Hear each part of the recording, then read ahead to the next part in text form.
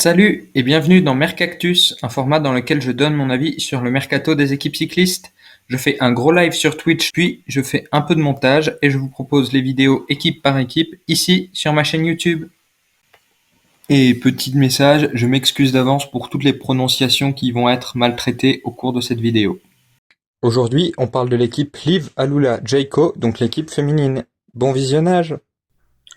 Donc la Liv Alula Jayco qui va être un peu moins fournie qu'en 2024 puisqu'on a 5 départs annoncés. Tenielle Campbell, la championne de Trinidad et Tobago, qui d'après ce que j'ai compris pourrait rejoindre la Ligue américaine. Donc ça reste à suivre puisqu'on n'a pas encore eu de confirmation officielle. Ingvild Gaskian qui s'est illustré notamment en prenant la 3e place sur l'Amstel, qui va rentrer en Norvège chez UnoX. Georgie Howe qui part, à ma connaissance il n'y a pas d'équipe annoncée non plus pour elle. Et Alex Manley et Urs Kasigart qui vont rejoindre AG Insurance. Deux départs qui sont pas forcément remplacés. Il y a 3 recrues qui ont été annoncées, donc Josie Talbot de Cofidis, l'ancienne championne d'Océanie qui a gagné sur le Tour des Pyrénées et qui a gagné la Périgord Ladies, il me semble, cette saison. Monica Trinca-Colonel, qui est une des révélations de l'année aussi en cyclisme féminin, qui a fait de belles performances, notamment sur la Vuelta, il me semble, puis en fin de saison sur le Tour de l'Ardèche où elle fait un très bon résultat aussi. Je vais pas m'avancer pour pas dire n'importe quoi.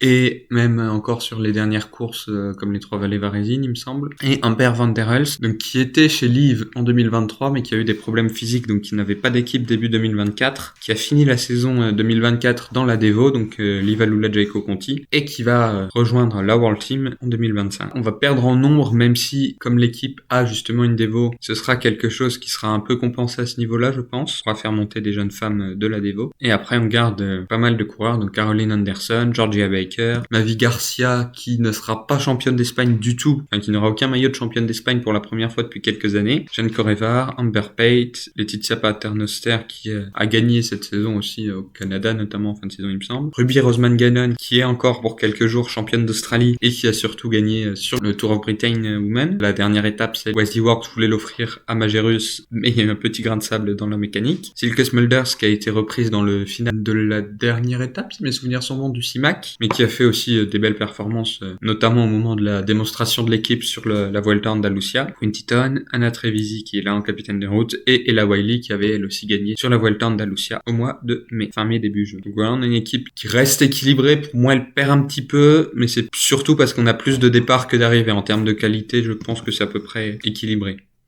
Donc N'hésitez pas à me dire dans les commentaires ce que vous pensez du mercato de l'équipe. Vous pouvez aussi aimer, partager, etc. Mais je pense qu'avec le temps, vous savez comment ça marche sur YouTube. On se retrouve demain pour parler du mercato d'une nouvelle équipe. Bonne fin de journée et à la prochaine. Salut!